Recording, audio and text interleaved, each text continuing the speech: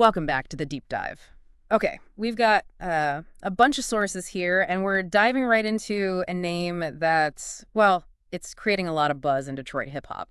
Skilla Baby. That's right. Yeah, we've been digging into this detailed discussion, kind of laying out his whole path. So our goal here in this deep dive is really to get a handle on the journey. How did Skilla Baby go from, like, the Detroit streets, which are super competitive, to signing a major deal with CMG, no less? Yeah, CMG is a powerhouse. Exactly.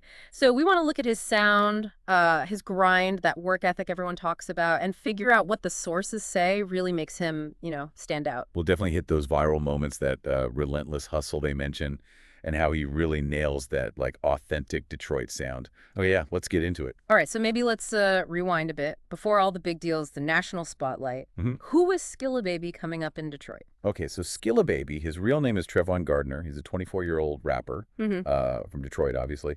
And the sources, they really describe his core sound as, like, raw street anthems. Right. Aggressive flows, those kind of grimy beats that are signature Detroit. And the lyrics, I gather, they're pretty vivid. Painting pictures of struggle, that kind of thing. Yeah, exactly. The sources emphasize that. And of course, the huge thing framing this whole discussion is him signing with Yo Gotti's CMG label. Which is a massive deal in the industry. A huge moment, yeah. The source really flags that this co-sign, it's not just like a pat on the back. It unlocks serious resources. Like what kind of resources? Well, think major distribution, chances to collab with massive artists, big marketing money, stuff that's just, incredibly hard for an indie artist to get near.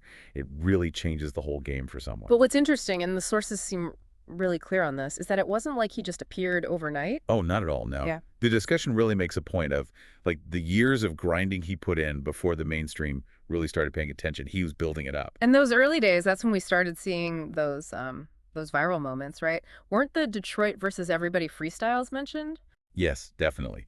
Those freestyles were a key moment for visibility. The source kind of paints this picture, artists battling raw talent and Skilla's presence. His delivery just kind of, it popped. Okay. But his rise, they say, is just as much, maybe even more, about pure consistency, dropping project after project. I'm honest, cold-hearted, just constantly feeding the streets with music. In tracks like Pressure, Hey, those were bubbling locally first. Exactly, getting that traction on the ground level. And the sources really hammer this point. His work ethic, just this insane drive to constantly create and release, that was the key thing. Just staying out there. Yeah, staying visible, staying relevant in the scene that's, it's packed. Because Detroit's got a serious roster, right? He wasn't exactly walking into an empty field. No way. It's crowded. You've got major players like T. Grizzly, Babyface Ray, Sada Baby. They're already big names. So standing out there, that takes something extra. So what was that something extra? You mentioned the it factor. How do the sources describe what made Skilla specifically cut through all that noise? Yeah, the discussion gets into that. It points to his voice, for one, describes it as having this, like, unique cut-through quality. It just grabs you over the beat. Okay. And his lyrics, yeah, they're street, but they're catchy too. Plus, his charisma. The source notes it comes across even in, like, casual social media stuff. Ah, interesting. Yeah, they suggest that's maybe rarer than people think, and it helped keep him visible consistently. So it wasn't just dropping tracks, but using social media smartly too, like you said earlier. Exactly. Those freestyles, the behind-the-scenes clips. Yeah. Just constantly being in people's feeds. That whole combo, the raw talent, the relentless output, the smart visibility, that's what got Yo Gotti and CMG looking. Right. And landed him on that roster next to huge names like Moneybagg Yo and ESTG. Okay, let's dive into the music itself then. What tracks do the sources really pinpoint? The ones that defined his early sound or became like signature hits early on? Pressure comes up again and again as a key one. The source describes that beat hitting hard, and his flow over it is just relentless, almost aggressive. Maybe the first time people really heard that specific energy from him in a way that made them stop and listen. Okay, Pressure. What else gets highlighted? Well, you've got Bay and Cold Hearted from the earlier projects, the ones building that local buzz. And then more recently, that collab Like That with Rob 49 gets mentioned. Shows he can work well with others too. I think I saw Trevon mentioned too as maybe more personal. Yeah, Trevon, the source points to that one as really showing the hunger, the personal side of the journey. What seems really interesting, and the source emphasizes this, is his range. He can do the hard street stuff, but he's got melodic ability too. That versatility is huge, and it works with what the source calls really good beat selection, which, connects right back to the Detroit producers in that specific sound. That dark, kind of menacing sound. Exactly, that dark, menacing sound. The sources really praise how Skilla doesn't just rap on the beats, he kind of interacts with them. Works with those sparse, heavy 808s and those, like, unsettling synth loops that define the Detroit sound. So, okay, he links up with CMG. What does the source material say that means for him? Like the CMG effect. What's next? Well, signing with CMG, it just immediately raises the stakes, raises the ceiling. The next steps everyone expects, according to the sources, are bigger collaborations. Getting on tracks with bigger names. Yeah, exactly. Major features. Plus, bigger tours, and almost certainly a really anticipated debut album coming soon. In CMG, they have a reputation, right, for taking artists who are already doing well and pushing them even higher. They really do. Moneybag Yo, ESTG.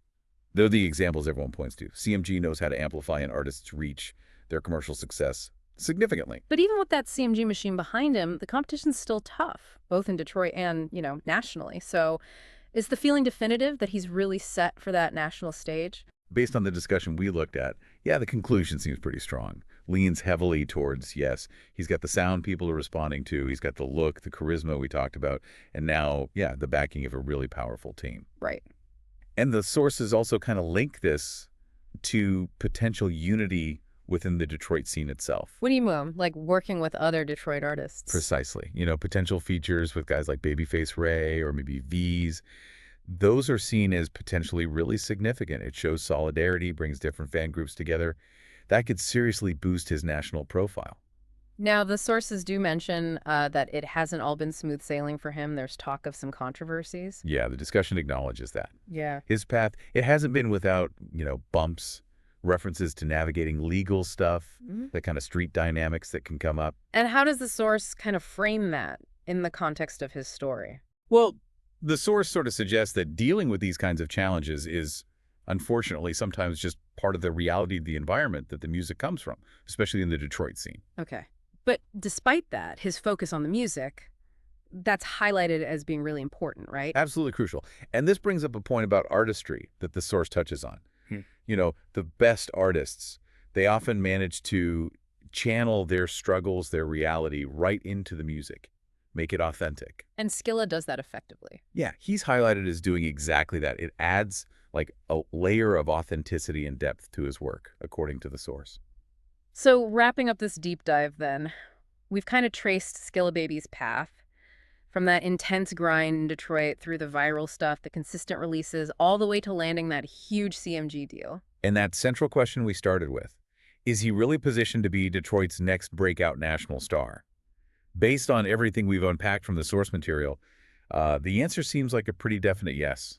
So if you, the listener, are curious now and want to check out his music after hearing all this, the sources offer a pretty clear starting point. Yeah, the strong suggestion is start with pressure. It really gives you that core sound, the aggressive flow, the beat choice. Then maybe jump to Cold Hearted for another early vibe, and Like That for a more recent collab feel. And as you're listening, maybe ask yourself, what specifically stands out to you about his story, his sound? Just let that sit with you. Right. And maybe a final thought to chew on. When you consider his whole journey, where he came from, the hustle it took, those specific things the sources say made him pop, plus the big industry boost from CMG. How does Skilla Baby's rise really show that mix, that blend of, raw talent, smart hustle, and using both community and industry connections that seems necessary to really break through in hip-hop today? It's a complex